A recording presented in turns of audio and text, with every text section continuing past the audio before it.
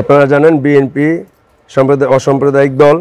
আমরা অতীতের ন্যায় এখনও যেন কোনো রকম কোনো পূজা মণ্ডলে যাতে কোনো রকম কোনো অশান্তি সৃষ্টি না হয়, অশৃঙ্খলা সৃষ্টি না হয়, কেউ যেন কোনো অরাজকতা না করতে পারে, তারই প্রতিবাদে আমরা সমস্ত নরসিংদী জেলা সমস্ত পূজা মণ্ডল সমস্ত রাত্র জেগে থেকে আমরা তার পাহারা দিচ্ছি। নরসিংদী জেলার মধ্যে সকল নেতৃবৃন্দদেরকে জেলা বিএনপির পক্ষ থেকে খায়রুল কবির খোকন ভাই, আলহাজ মঞ্জুর আলহী ভাইয়ের পক্ষ থেকে বিশেষভাবে সমস্ত নরসিংদী জেলার সমস্ত মন্দিরের মধ্যে বিশেষভাবে টিম নিয়োগ করা হয়েছে।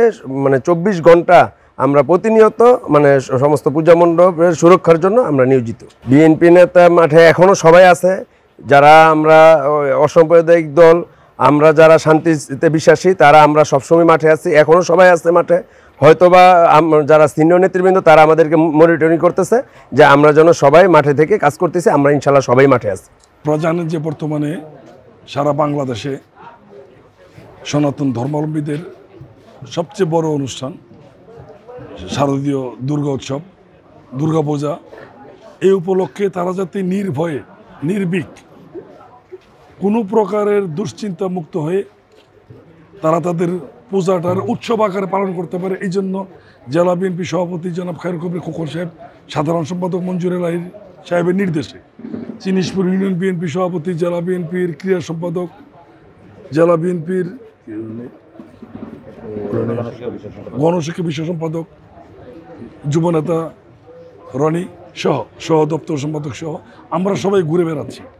যে প্রত্যেকটা জায়গায় আমরা যাচ্ছি, সবার সাথে কুশল বিনিময় করতেছি, তাদের কোনো সমস্যা আছে কিনা জানতে চাচ্ছি। আলহামদুলিল্লাহ সবাই বলতেছে যে না, আমরা অন্যান্য বারের চেয়ে অন্যান্য বারের মতোই আমরা ভালোভাবেই পূজা উৎসব পালন করতে পারতেছি। আমরাও চাই তারা যাতে তাদের উৎসবটাকে সুন্দরভাবে পালন করতে পারে, এটাই আমাদের চাওয়া। এই জন্যই আমরা তাদের পাশে আছি।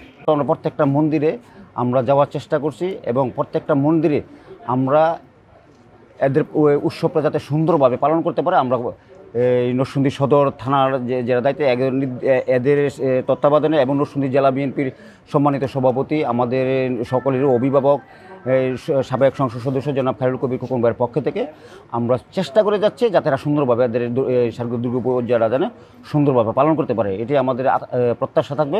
এবং আমরা জনাব খায়রুল কবির খোকন ভাইয়ের পক্ষ থেকে এবং চিনিশপুর ইউনিয়ন বিএনপির পক্ষ থেকে আমি সকলকে শারদীয় দুর্গাপূজা উপলক্ষে শুভেচ্ছা জানাচ্ছি।